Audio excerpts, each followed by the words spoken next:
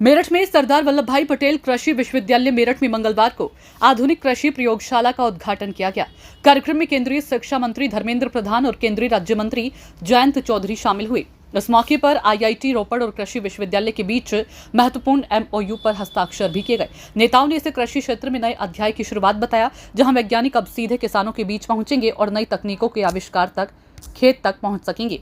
धर्मेंद्र प्रधान ने कहा, कृषि में आर्टिफिशियल इंटेलिजेंस का इस्तेमाल से किसानों की आमदनी में बढ़ोतरी होगी, नई तकनीकें किसानों को सशक्त करेंगी। उन्होंने बताया कि 40,000 करोड़ रुपए की एथनॉल खरीद से किसानों को सीधा लाभ पहुंचा है। साथ ही उन्होंने प्रधानमंत्री मोदी को आजादी के बाद किसानों का सबसे बड़ा हितैषी बताया। जयंत चौधरी ने कहा कि मेरठ में आज से एक नया अध्याय शुरू हुआ है। वैज्ञानिक और किसान साथ मिलकर काम करेंगे, जिससे खेती में क्रांति आएगी। राजनीतिक मामलों पर बोलते हुए उन्होंने प्लेट विवाद पर कहा, किसी को बेवजह परेशान नहीं करना चाहिए, सौहार्द बना रहना चाहिए। देखिए, मेरठ में अनोखा काम हो रहा है। एक नया अध्याय लिखा जाएगा।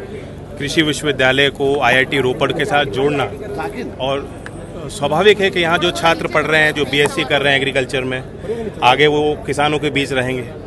ये उनके लिए ज़रूरी है कि वो पहले इस टेक्निक को समझे, नई टेक्नोलॉजी जो आ रही है, जो नई विधि आ रही है, उसको बेहतर रूप से समझे और उसे अपनाएं। किसानों की आदोगनी होगी। तो अगर हम चाहते हैं कि किसान इसको अप्लाई करें, ये चीज़ जो हम लैब में बनाते हैं, आविष्कार होते हैं नए, वो खेत तक ले जाएं, तो उसकी नींव रखी जा रही है कि पहले आप नौजवानों को प्रशिक्षित करेंगे।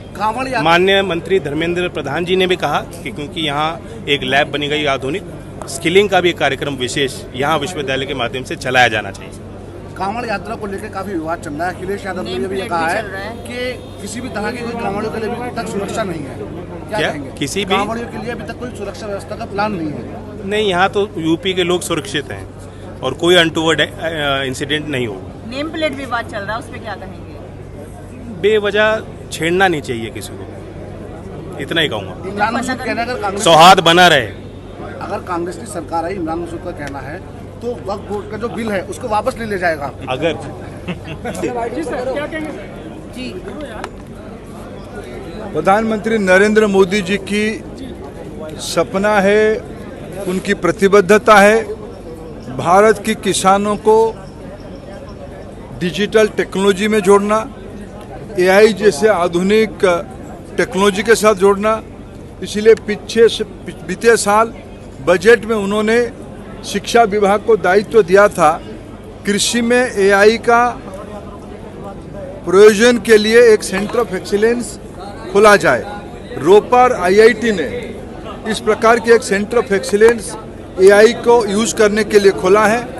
आज मेरठ स्थित सरदार वल्लभ भाई पटेल एग्रीकल्चर यूनिवर्सिटी में रोपड़ आईआईटी के साथ कोलैबोरेशन में एक टेक्नोलॉजी हब की आज शुभारंभ किया गया, जिसके माध्यम से पहली बार भारत में किसान अपने ऐसे तो टेक्नोलॉजी यूज करता है, मशीन तो खेतों में यूज करता है, उसमें सबसे आधुनिक टेक्नोलॉजी एआई को उसमें से यूज करके किसानों की एम्पावरमेंट किया जाएगा, उसकी आमदनी को दुगनी किया जाएगी, उसकी प्रोडक्ट को, उसकी उपज को उचित मूल्य मिले, बाजार के साथ वो सविशेष तथ्य के साथ जुड़े रहे।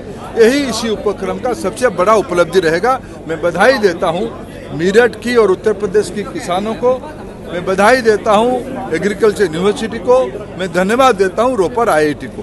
सर, एथेनॉल पर आत्मनिर्भरता बढ़े, इसके लिए क्या प्लानिंग? देखिए, 2014 में जब मोदी जी शासन की दायित्व में आए देश में, तब नगण्य मात्रा में 200-250 करोड़ रुपया की एथेनॉल खरीदी होती थी। आज विशेष नीति बना के किसानों की जेब में सीधा पैसा जाए, इसीलिए मोदी जी ने एथेनॉल की नई नीति लाई, नई पॉलिसी लाई। आज किसानों से 40,000 करोड़ रुपया की एथेनॉल की खरीदी की जा रही है। ये सीधा लाभ उत्तर प्रदेश की गन्ने किसानों को जाता है। देश की एथेनॉल की इकोनॉमी से जुड़े हुए जो किसान भाई है, उन्हीं की जेब में पैसा सीधा जाता है। पिछले आज़ादी के उपरांत सबसे किसान हितैषी, किसानों के लिए अगर सबसे ज़्यादा काम नीति के ऊपर और कार्यक्रम के ऊपर किसी ने किया है तो प्रधानमंत्री नरेंद्र मोदी जी ने किया है।